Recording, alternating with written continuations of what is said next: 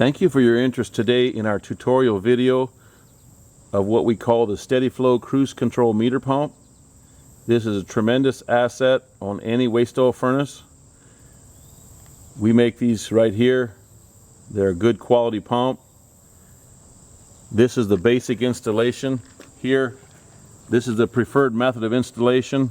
We give you a tank bracket, screws in a 2-inch bung hole in the top of your tank, has a suction line, goes through the filter, goes through the pump, goes through the check valve, and goes up to the furnace.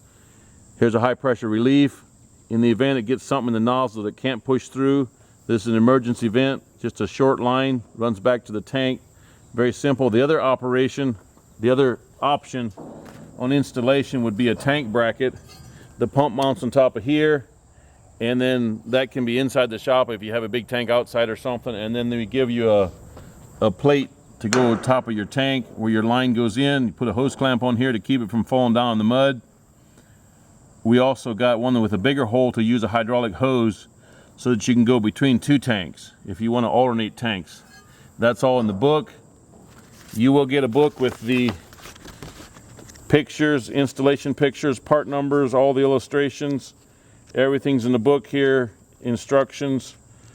You will also get a burner spec sheet, warranty terms and conditions, safety sheet, filter order form, and a final inspection. This all in the meter pump book that you're going to get with the Steady Flow Cruise Control Meter Pump. The way it works here, this is a 1/2-inch flare copper suction line. You must use a flare copper suction line so it doesn't leak air. There's nothing in the tank to plug up. This line goes down 10 inches off the bottom of the tank. That's where you cut the line off. Nothing in the tank to plug up. Works very well. Nothing to service in the tank. This is the filter. It's a spin-on filter. It's a lens filter, CP752 100M. It's good to have a spare in stock. You don't need to change this, especially as long as you don't turn up the mud in the bottom of your tank. Don't do that. If you stir up the mud while the furnace is running, you can plug up this filter. It is a spin-on filter. It's very easy to change. This is an indicator gauge here.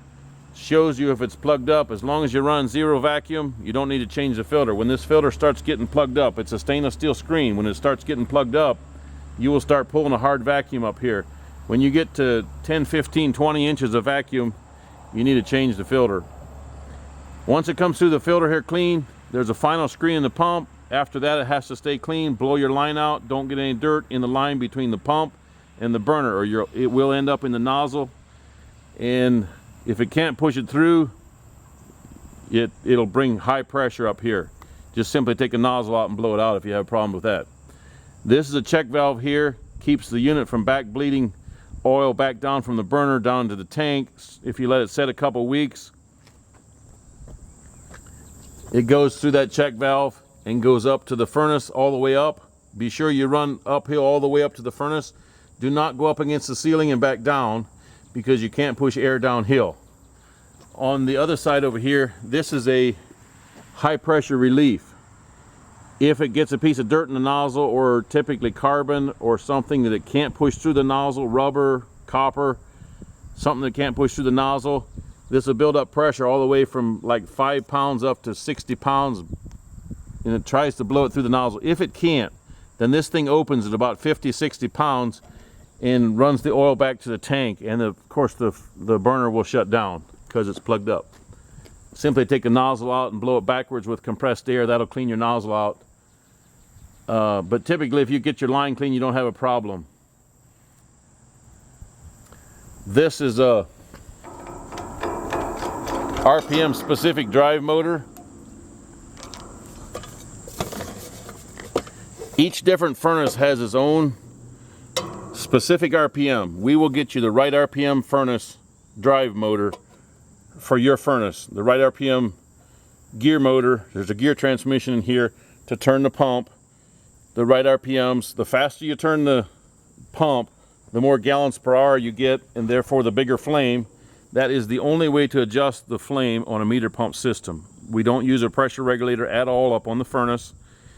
If you have one, you need to take it off.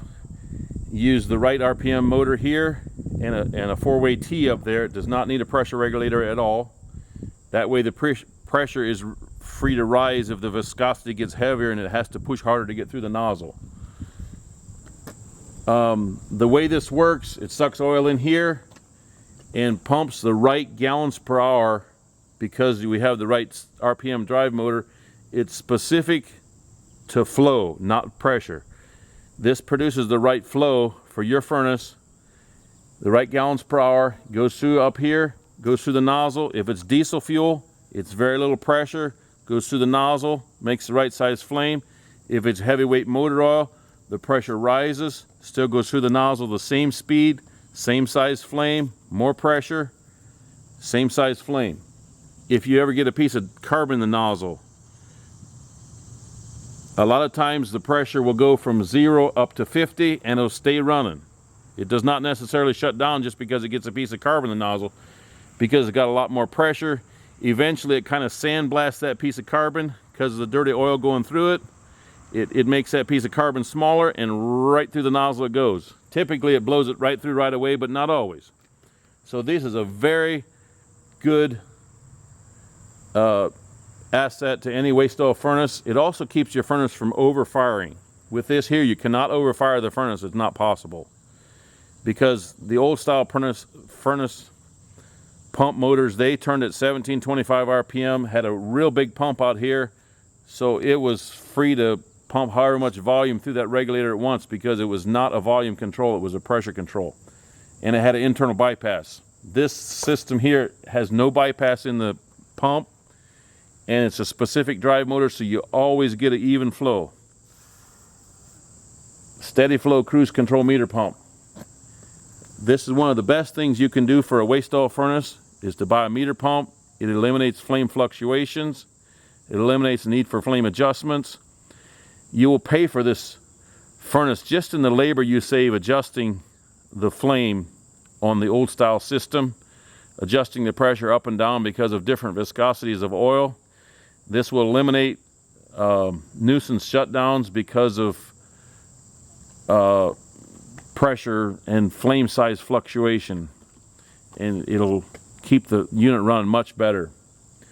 Thank you for your interest today in our tutorial video for the Steady Flow Cruise Control Meter Pump. Most people get these and they work very well. Come on over to CentralOhioHeaters.com. There's lots of pictures you can click on our parts page. There's videos on most of the bottom of the pages. Shows you how the furnace works.